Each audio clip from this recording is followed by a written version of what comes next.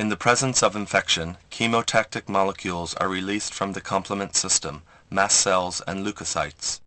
These in turn stimulate macrophages to bind to endothelial surfaces in blood vessels near the site of infection, facilitating their passage through the endothelial wall.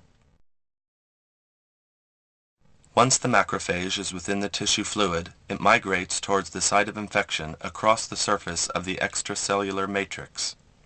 This migratory process is termed chemotaxis. Its direction is controlled by the concentration gradient of free chemotactic molecules, such as C5a. The macrophage achieves this migration by means of surface integrin molecules, which are able to bind to proteins within the extracellular layer as long as the cell moves up a chemotactic gradient. Each molecule of integrin attaches to the extracellular surface, then is moved by the cytoskeleton towards the rear of the macrophage. On reaching the trailing end of the macrophage, it detaches and is reabsorbed within the cell. Other integrin molecules emerge from the leading surface to continue the process. Once the chemokine concentration ceases to increase, receptors are no longer stimulated and the integrin stops binding to the extracellular surface. The macrophage, therefore, comes to rest as it is now at the intended destination. The macrophage is equipped with CR3 receptors for the C3b residues deposited on the surface of the target bacterium by the complement system. When this binding takes place, the antimicrobial mechanism is triggered. The bacterium is held and enveloped by the macrophage and is endocytosed, a process called phagocytosis.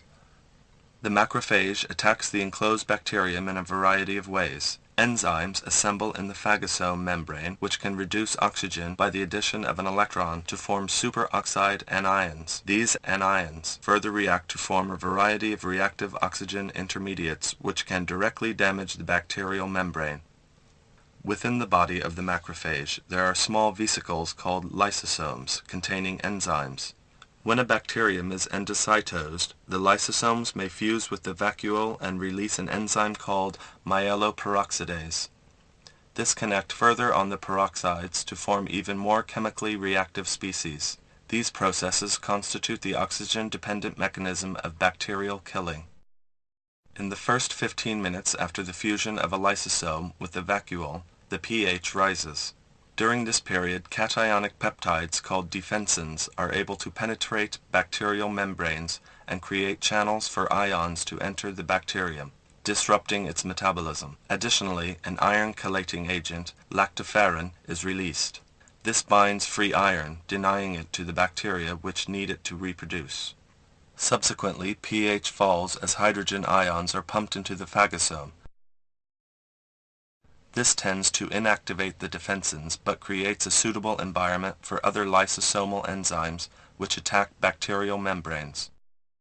The lactoferrin is also active under acidic conditions to inhibit bacterial division.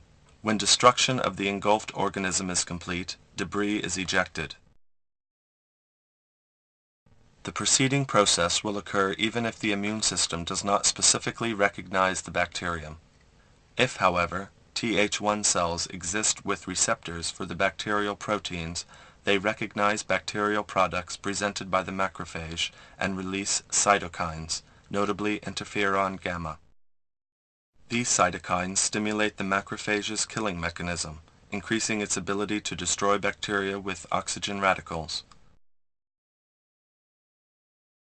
Also, another pathway which is not oxygen dependent is activated. This pathway generates reactive nitrogen intermediates, such as nitric oxide, which attacks bacterial membranes. The other mechanisms seen in non-activated macrophages are still found but occur more intensely.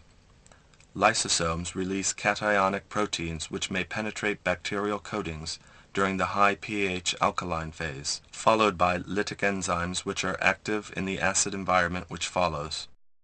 The activated macrophage destroys engulfed bacteria rapidly, and through the use of reactive oxygen and nitrogen intermediates will deal with some varieties of bacteria not susceptible to attack by non-activated cells.